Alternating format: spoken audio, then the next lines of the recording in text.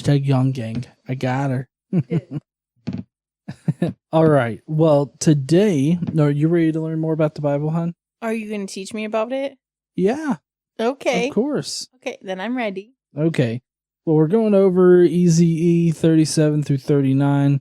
If you guys don't remember, last time God told Eazy-E, who then told the Jews about how Jesus was coming to be the good shepherd because they were all dumb fucks and couldn't do it themselves. This time, though, God is going to be giving Eazy-E another vision, but this time it's a vision of the future. Is it not normally a vision of the future?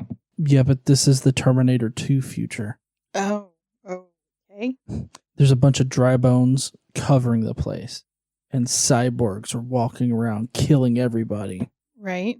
God then turns to Eazy-E and asks, "Can these bones come alive again, Eazy-E?" And Eazy-E didn't know. He's like, "Fuck, I don't know. This is a dream. This is magical land. I guess, maybe. I don't know. What do you think?" And God says, "Scream at the bones, and they will become spooky, scary skeletons, but they've got flesh on. They're just husks, though. They don't have any kind of, like, life in them." Oh, okay. No organs? Where are her organs? Well, no, they have organs, so they have all the flesh. They're just not alive. Oh, I mean, I thought they had tendons and flesh, but it didn't say anything about organs. I don't know. The what I got out of it was just that they got bodies. Okay. So then, he was like, "But they're not alive," and so God tells him, "Try screaming at them and put the breath of life in them." And so he kind of uneasily puts his mouth like close to the husk's mouth, and then he screams at them, and they wake up. Awkward. Yeah. This is another instance of where not life without breath. It is. Because he says, "Scream the breath of life in them." Yep. So what happened was he was screaming, and then he heard a rattlesnake, and then he looked back, and they were all alive. Is how it happened.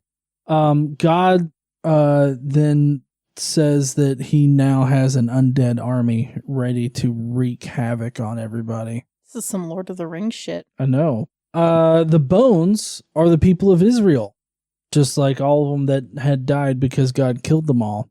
Oh. Yeah. Israel, God tells Eazy-E, is all dried up, but God's going to make them wet enough so he can slip his spirit in them. It does a little bit, but I mean, come on, it's God.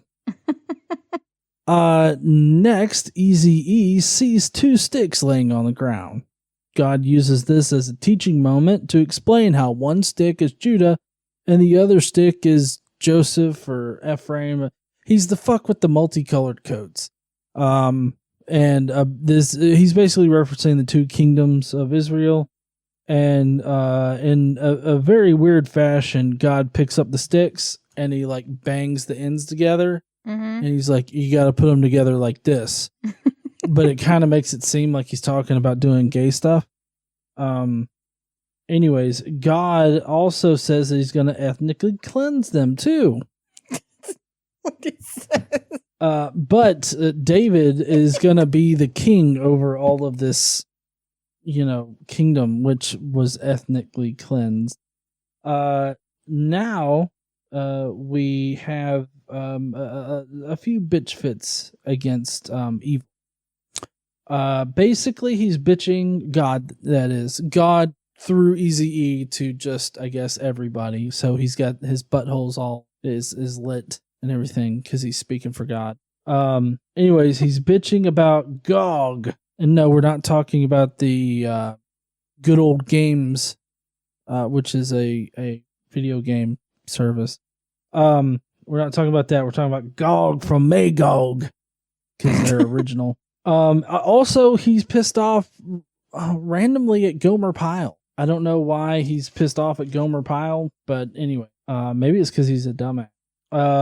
God is gonna fight Gog's army of the dead because Gog has an army of the dead. He's got an army of the dead. Oh, but Ezekiel and his army of Israelites are undead. Oh, okay. There's gonna be an evil scheme, I'm guessing, hatched by Gog and Magog where they're going to just punk innocent people. And it's going to be kind of like, Ashton Kutcher all over the... God is going to destroy Gog after he hires them to fuck up Israel. So basically what happens is he hires Israel to come in. And then when Israel gets there, he's just going to fuck them up. And that's how he's going to prove he's God. No, he doesn't hire Israel. Sorry, he hires Gog. Sorry. Magog. He hires Gog and Magog. Gog and Magog. Hires them to come in, and then he's going to kill Gog in front of the Israelites to demonstrate how he's a badass. I feel like this wouldn't convince anybody of anything other than this asshole is psychotic. Nations outside of Israel should know by now not to fucking have any dealings with Yahweh. You would think. But, God is going to slaughter them so hard, it's going to take 7 months for them to clean up. I mean, that's a lot of entrails, but, So anyways, at the end of it, once they get everything cleaned up and everything's going back to normal, they celebrate by eating flesh and drinking blood. Unluckily for everybody, God gets drunk and whips his spirit out. Or his glory out. And then at the party, he's going to use Israel as an example. Basically, he's going to be like, hey, look, you see Israel over there? They fucked up a lot, and I fucked them up, and I still love them, though. And so, I'm gonna revive them and everything, but they still fucked up, and I fucked them up. So, don't fuck with me, is basically, I think that demonetized this particular podcast. But anyways. Do you think we made it that far? Yeah. Okay. I just said a fuck a lot right there, although it is way past the first 30 seconds, so they may not care. It's you. They're going to care. Also, randomly, if I say any kind of dirty word in here that's not on their list, then they'll probably got to get past all this vulgar. God damn it. Anyways, that's going to be it for today. I hope you guys enjoyed it. No, I mean, we're not done. What? We need to actually talk about this. Oh. Because despite the fact that you actually used 2 names of things that were accurate. I'm sure I didn't spell them accurate. So.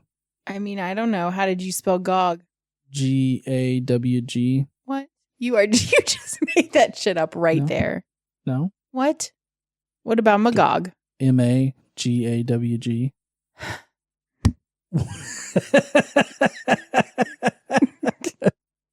We're going to need to go over this shit. Okay. Okay. Is that not how you spell them? No.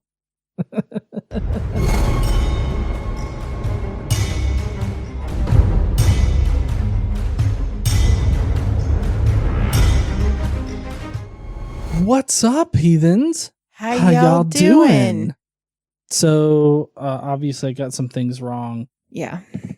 Apparently, Gog... See, I thought that I was spelling Gog in a more correct way. Because the way that it's apparently actually spelled resembles the good old games thing. So I was like... Which I told you before I spelled it for you. Did you miss that part? Yes. G-O-G. But that's okay. He's an evil bastard, so we don't give a fuck. Well, I'm here to learn, so yeah, I'm gonna assume the cyborgs are still in it. What? No, there were no cyborgs. Okay. Though that would be more interesting. I mean, when you guys hear it, you'll understand why I went to Terminator 2. Just saying. Are you ready to start?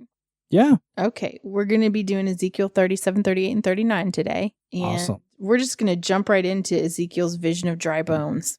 Let's do it. Let's jump his bones. That's not what I said.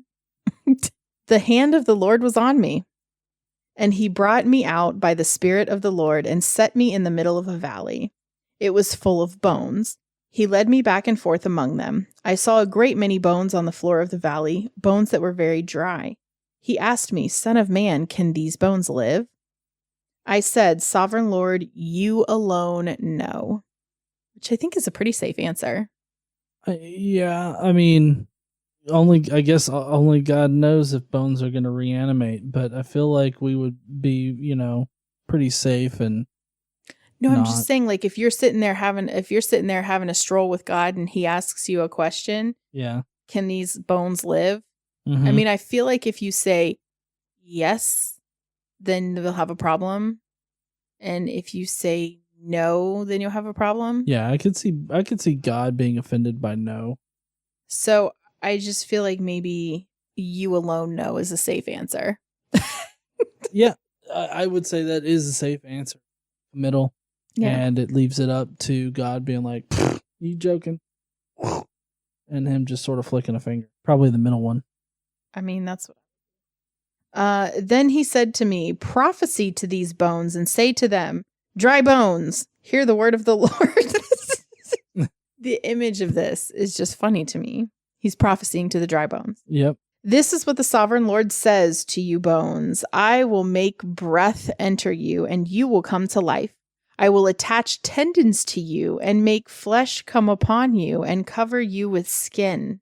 I will put breath in you and you will come to life. Then you will know that I am the Lord. See, this is like some Frankenstein shit to me.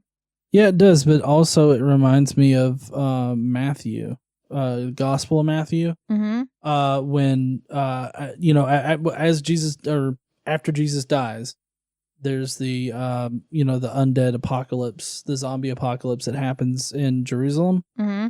That's when, all of the dead saints or whatever, like, take a stroll. And so it's kind of interesting because, like, that's one of the miracles or the things that's supposed to indicate that Jesus really was the Lord. Mm-hmm. So it's kind of interesting that here Ezekiel, God says that, you will know I am your Lord or whatever, Mm-hmm. by this particular action. Mm-hmm. And also this action is, providing future resurrection bodies for the dead of Israel. Yeah. So we don't know who these bones are yet. Damn. Sorry, I jumped ahead. So I prophesied as I was commanded, and as I was prophesying, there was a noise, a rattling sound, and the bones came together, bone to bone. I looked, and tendons and flesh appeared on them, and skin covered them, but there was no breath in them. See why I said no organs? Yeah, he doesn't mention organs, but I guess maybe it was just a little too icky for him. It's like, tendons and everything I can deal with, but really, because sounds creepy as fuck. Anyway, then he said to me, prophecy to the breath, prophecy, son of man, and say to it, this is what the sovereign Lord says. Come, breath, from the four winds, and breathe into these slain that they may live. So I prophesied as he commanded me, and breath entered them. And they came to life and stood up on their feet, a vast army. Oh, wow. Mm-hmm. So yeah. He brought all the bones. He brought all the bones back to having flesh, right? Mm-hmm. And then he brought them back to life with breath. Right. Mm-hmm. Then he said to me, son of man, these bones are the people of Israel. Keep in mind, this isn't a vision. So this is not like being historically documented as something that is happening, right? Right. It's a vision. Then he said to me, son of man, these bones are the people of Israel. They say, our bones are dried up and our hope is gone. We are cut off. Therefore prophesy and say to them, this is what the sovereign Lord says. My people, I am going to open your graves and bring you back up from them. I will bring you back to the land of Israel. Then you, my people, will know that I am Lord. When I open your graves and bring you up from them, I will put my spirit in you and you will live. I will settle you in your own land. Then you will know that I, the Lord, have spoken and I have done it, declares the Lord. Yeah. So, sorry, I was looking back at Matthew, and it's Matthew 27, 32 through 56, about the resurrected dead. Mm-hmm. Because all of that sounded really familiar with him, telling them to scream the breath of life, prophesy life. It's really interesting because they, Jesus cries out, scream, right? Giving up his spirit. But directly, after that, dead people. So it's just kind of interesting. And Jesus is supposed to be like the prophet of all prophets. So it's kind of interesting here how in this particular section, God lays out how it's going to happen. And then it happens just like similarly. Similarly to how Jesus, with Jesus dying, screaming out, and then dead rise from the dead. So it's interesting to say the least. Yeah, but this is another instance where you can see the New Testament writers using stories from the scriptures, the Jewish scriptures, to as kind of like as inspiration or to fulfill. Things are fulfilled, Right. and they're using them to they draw from it. Right. Mm-hmm. Exactly. Okay, so that's the end of the end of our Walking Dead Middle East edition section. And we're going to move on to the sign of 2 sticks. So are you guys ready for this? Totally. The word of the Lord came to me, Son of man, take a stick of wood and write on it, belonging to Judah and the Israelites associated with him. Then take another stick of wood and write on it, belonging to Joseph, that is Ephraim, and all the Israelites associated with him. Join them together into one stick so that they will become one in your hand. Now, the Joseph that we're talking about here is Jacob's son Joseph. Okay. That's who's being referred to here. So he wants him to take the Judah stick and the Ephraim stick, right? Yeah. And make them one. Okay? Okay. When your people ask you, won't you tell us what you mean by this? Say to them, this is what the sovereign Lord says. No, you dumb fucks. Sorry. I am going to take the stick of Joseph, which is in Ephraim's hand, and of the Israelite tribes associated with him, and join it to Judah's stick. So recall, Israel is broken up into 12 tribes. Right. And not only 12 tribes, but 2 distinct kingdoms, right? Because you've got Israel and you have Judah. Mm-hmm. Now they're all Israelites or Judeans, but they're all God's people, but they've just been separated into these kingdoms. You've had a king of Israel and a king of Judah, right? So we've been separated into 2 kingdoms. Within those kingdoms, you have the tribes. So he's saying that's how it's been for now, or up till now. God is saying, I will make them into a single stick of wood, and they will become one in my hand. Hold before their eyes the sticks you have written on, and say to them, this is what the sovereign Lord says. I will take the Israelites out of the nations where they have gone. I will gather them from all around and bring them back to their own land. I will make them one nation in the land, on the mountains of Israel. There will be one king over all of them, and they will never again be 2 nations or divided into 2 kingdoms. They will no longer defile themselves with their idols and vile images, or with any of their offenses, for I will save them from all their sinful backsliding, and I will cleanse them. They will be my people, and I will be their God. Okay? Okay. So now this is essentially where they all come together, and you don't have your tribes, you don't have your kingdoms, you just have the Jews. Right. They've already been referred to the Jews previously, but this is where they technically become one. Okay. One So people. then this, when they become one people again, now. Yes. With the stick thing, they become one. Yeah. Okay. My servant David will be king over them, and they will all have one shepherd. They will follow my laws and be careful to keep my decrees. They will live in the land I gave to my servant Jacob, the land where your ancestors lived. They and all their children and their children's children will live there forever, and David, my servant, will be their prince forever. This kind of sounds more like heaven, like a heaven situation. Yeah. Right? Yeah, it does. And I mean, that's what Jesus ultimately provides, I guess, a way to heaven. Because right now in Jewish theology, they got that bisected hell place. Mm-hmm. There's the uptown people where it's like the good Jews and then the bad Jews. Right. The bad part. This says, I will make a covenant of peace with them. It will be an everlasting covenant. I will establish them and increase their numbers, and I will put my sanctuary among them forever. My dwelling place will be with them. I will be their God, and they will be my people. Then the nations will know that I, the Lord, make Israel holy when my sanctuary is among them forever. Mm-hmm. Okay, so this is kind of a Ezekiel, this is kind of one of Ezekiel's restoration prophecies. Okay. Yeah, but I mean, it's a little more than restoration, right? Because you're bringing it all together instead of it being separated how it's been before. Mm-hmm. You're bringing everybody together. Okay.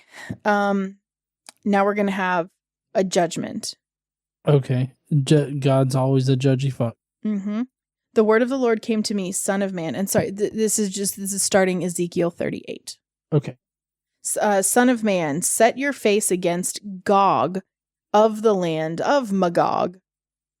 I love this. It's like, my name is Gog, and this is Magog. The chief prince of Meshech and Tubal prophecy against him and say, this is what the sovereign Lord says, I am against you, Gog, chief prince of Meshech and Tubal.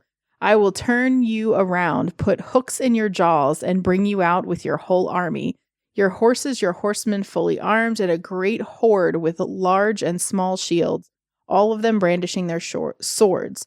Persia, Cush, and Put will be with them, all with shields and helmets. Also Gomer with all its troops, and Beth Togarmah from the far north with all its troops, the many nations with you. Mm-hmm. So God is gathering this giant army of people he's against. Right. Okay. And he says, get ready, be prepared, you and all the hordes gathered about you. When I say hordes, I just want to make hordes. Right. Yeah, not horse. We're not gathering an army of horse, though that might be effective. You know, when you first said it, I was like, yeah, that maybe she could be talking about whores, but no, hordes of evil. Yeah. Hordes. Okay. So, after many days, you will be called to arms. In future years, you will invade a land that has recovered from war, whose people were gathered from many nations to the mountains of Israel, which had long been desolate. They had been brought out from the nations, and now all of them live in safety. You and all your troops and the many nations with you will go up, advancing like a storm. You will be like a cloud covering the land. So, God is telling her, I mean, Ezekiel is prophesying, but God is telling them he's calling on them and this is what he's going to make them do. Right. Right? This is what the sovereign Lord says. On that day, thoughts will come into your mind and you will devise an evil scheme. So God's going to make them think this, right? Right. You will say, I will invade a land of unwalled villages. I will attack a peaceful and unsuspecting people, all of them living without walls and without gates and bars. I will plunder and loot and turn my hand against the resettled ruins and the people gathered from the nations, rich in livestock and goods, living at the center of the land. So he's talking about Israel here, right? Right. Okay. Sheba and Dedan and the merchants of Tarshish and all her villages will say to you, have you come to plunder? Have you gathered your hordes to loot and carry off silver and gold, to take away livestock and goods and to seize much plunder? Therefore, son of man, prophesy and say to Gog, this is what the sovereign Lord says. In that day when my people Israel are living in safety, will you not take notice of it? You will come from your place in the far north, you and many nations with you, all of them riding on horses, a great horde, a mighty army. You will advance against my people Israel like a cloud that covers the land. In the days to come, Gog, I will bring you against my land, so that the nations may know me when I am proved holy through you before their eyes. So he's admitting here that he is bringing them, God is bringing these hordes of evil against the Israel's people. Right. His people. Mm-hmm. That he has a peace covenant. Mm-hmm. Okay. This is what the sovereign Lord says. You are the one I spoke of in former days by my servants, the prophet Israel. At that time, they prophesied for years that I would bring you against them. It's talking about Gog. Mm-hmm. This is what will happen in that day. When Gog attacks the land of Israel, my hot anger will be aroused, declares the sovereign Lord. So he's purposefully bringing Gog and his armies and armies of other nations against Israel. And then he's going to be pissed that these armies and Gog are coming against Israel. Right. Makes total sense. Yeah, I'm convinced. In my zeal and fiery wrath, I declare that at that time there shall be a great earthquake in the land of Israel. The fish in the sea, the birds in the sky, the beasts of the field, every creature that moves along the ground, and all these people on the face of the earth will tremble at my presence. The mountains will be overturned, the cliffs will crumble, and every wall will fall to the ground. I will summon a sword against Gog on all my mountains, declares the sovereign Lord. Every man's sword will be against his brother. I will execute judgment on him with plague and bloodshed.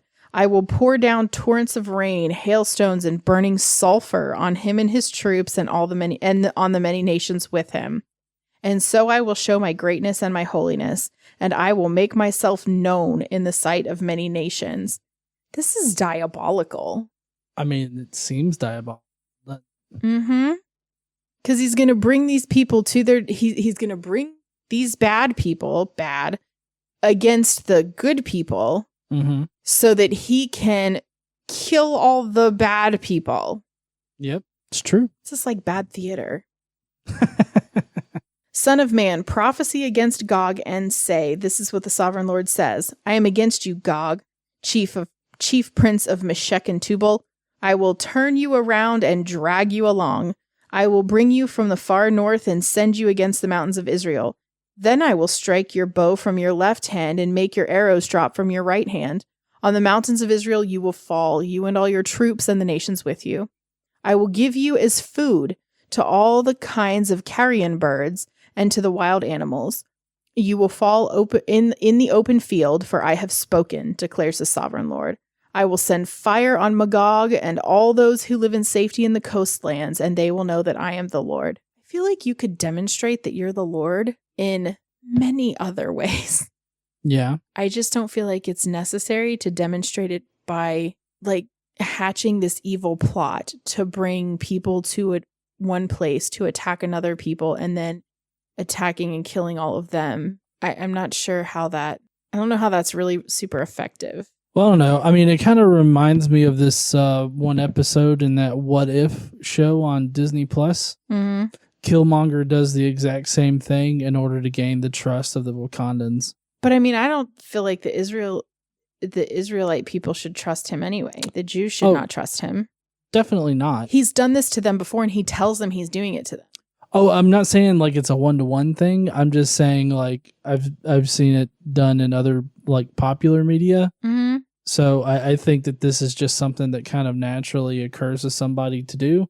But I think that the Israelites definitely shouldn't be trusting God. But I think this is more, maybe he means it as a more of like, hey, look, I brought these guys here and I'm just going to kill them all. See, don't fuck with me kind of thing. I mean, yeah, I guess. But I feel like you could demonstrate like your might. You could demonstrate your glory in positive ways. Like, why do we have to go this way, this route? Like, God's impotent, so. This is just very weird. He's very angry. Mm-hmm. He's an angry elf. He's like an incel. Okay. So the day is coming. I will make known my holy name among my people Israel. I will no longer let my holy name be profaned, and the nations will know that I, the Lord, am the Holy One in Israel. It is coming. I will surely take place, declares the sovereign Lord. Oh, it will surely take place, declares the sovereign Lord. This is the day I have spoken of. Then those who live in the towns of Israel will go out and use the weapons for fuel and burn them up, the small and large shields, bows and arrows, and the war clubs and spears. For 7 years they will use them for fuel. Okay? Mm-hmm. They will not need to gather wood from the fields or cut it from the forest, because they will use the weapons for fuel. And they will plunder those who plundered them and loot those who looted them, declares the sovereign Lord. On that day, I will give Gog a burial place in Israel, in the valley of those who travel east of the sea. It will block the way of the travelers, because Gog and all his hordes will be buried there. So it will be called the Valley of Hamon-Gog. For 7 months, the Israelites will be burying them in order to cleanse the land. All the people of the land will bury them. And the day I display my glory will be a memorable day for them, declares the sovereign Lord. Just imagine God whipping out his dick like, y'all like that? I know you do. I mean, he says they're never going to forget it, so. Yeah. I mean, I wouldn't forget it if God walked out drunk in his wife beater, shirt, and just whips his dick out and is like, see, look at it. You won't forget it now, will you? People will be continually employed in cleansing the land. They will spread out across the land, and along with others, they will bury any bodies that are lying on the ground. After 7 months, they will carry out a more detailed search.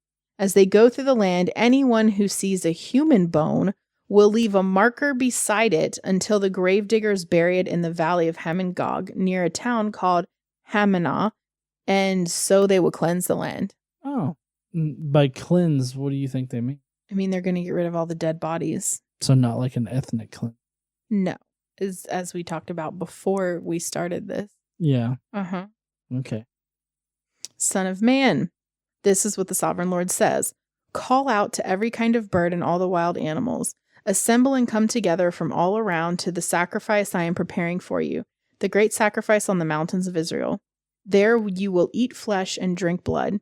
You will eat the flesh of mighty men and drink the blood of the princes of the earth, as if they were rams and lambs, goats and bulls, all of them fattened animals from Bashan.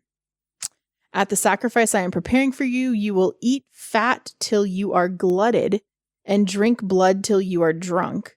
At my table you will eat your fill of horses and riders, mighty men and soldiers of every kind, declares the Lord. I mean, has anybody here just had like a big mouthful of like animal fat? Like off of a brisket or something? Yeah, it's horrible and disgusting. I mean, I love the little seams of fat like on my steak and stuff. Those are delicious to me. No, I hate that. But like, I don't know, a big mouthful of fat just does not seem appealing whatsoever. But I mean, that's not even the worst of this. Well, yeah, I know. In any case, it piqued my interest when you said that they will feast on the flesh of mighty men and drink the blood of princes. Because it reminds me of, the Last Supper and the communion. Mm-hmm. That's what it reminds me of. Yeah. Kind of makes it seem like maybe. But see, at communion, you just get one little fucking cracker and like you just get to like just a very, very little sip of wine. But here you're going to eat till you're glutted and drink blood till you're drunk. I don't know whose blood you're drinking, but if you're getting drunk off of their blood, they were wasted. They died. Well, yeah, but I'm not talking. Of course, I'm not talking 1-to-1 comparison here. I know. But also, I mean, I don't think that the Jews came up with eating flesh and drinking blood. This was actually a common thing for like the pagan religions of the like late BCE and early 1st century. Well, apparently this is how they're going to celebrate the righteous, is lots of eating people. You're going to eat horses and their riders. Okay. That's what this seems like a weird way to celebrate. Yeah, cannibalism. I feel like maybe you should just get a cake. Or something. Could be a good idea. I will display my glory among the nations, and all the nations will see the punishment I inflict at the hand I lay on them. Interesting. It's a weird way to say all of that. From that day forward, the people of Israel will know that I am the Lord their God, and the nations will know that the people of Israel went into exile for their sin because they were unfaithful to me.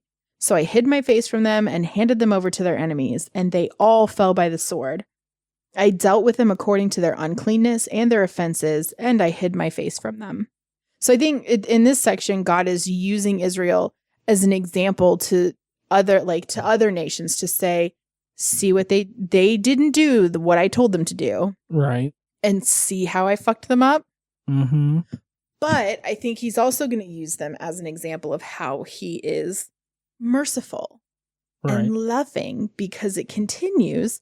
Therefore, this is what the sovereign Lord says. I will now restore the fortunes of Jacob and will have compassion on all the people of Israel. And I will be zealous for my holy name. Zealous for my holy name. Yep. For himself, so that he doesn't look like a complete asshole, right? They will forget their shame and all the unfaithfulness they showed me when they lived in safety in their land, with no one to make them afraid. When I have brought them back from the nations and have gathered them from the countries of their enemies, I will be proved holy through them in the sight of many nations. Then they will know that I am the Lord their God, for though I sent them into exile among the nations, I will gather them to their own land, not leaving any behind. That's because you killed the rest of them. Yep. I will no longer hide my face from them, for I will pour out my spirit on the people of Israel, declares the sovereign Lord. That's totally normal shit to do. It's not. But that's all for today. Oh, is it? Mm-hmm. Yeah. Okay, good. I don't know if I could take more bloodshed today. Okay. Well, so next week, you want to talk about that? Sure. Okay. So, Egypt is kind of like super evil, right? In the levels of evilness in this particular point in time and region, Egypt is pretty bad, right? So Ezekiel, we're going to continue in Ezekiel, and he's going to bring a lament for Egypt, right? Okay. So we're going to hear about that and him crying about Egypt. We're going to talk about graves of evil. Evil. We're going to have some more hordes. Hordes. Yeah, we're going to have some more hordes. We're going to talk a little bit about more about Meshech and Tubal, right, which we talked about before. But this is in relation to Egypt and the Pharaoh. We're going to talk about the Watchmen. Yeah. And personal accountability. Okay. Let's see. God's not exactly known for personal accountability. Yeah, but God is, and he's going to explain next week how he hates punishment. He hates it. He hates punishment. And yet he does it all the time. Yeah. So we're going to talk about how he hates punishment, and how repentance can save. And then he's going to tell Ezekiel that he needs to tell the people that he's just. God is just. I'm not sure if I believe this whole just thing, but all right. So that's what we're going to talk about next week. Okay. Interesting. All right. Well, if you guys want to hear more about all of this shit next week, then I guess you'll have to tune in then. But hey, before you leave out, why don't you go down below, leave us a comment in the comment section down there. Let us know what you think about all of this shit that we discussed today. About the Messiah stuff and how there's a bunch of like foreshadowing into what happens in the New Testament in this particular episode. Let us know what you guys think down below. And hey, while you're down there, why don't you smash that like button and subscribe if you like this kind of Bible study. And as always, don't forget to stand up and use your voice. Bye, heathens. Bye, y'all.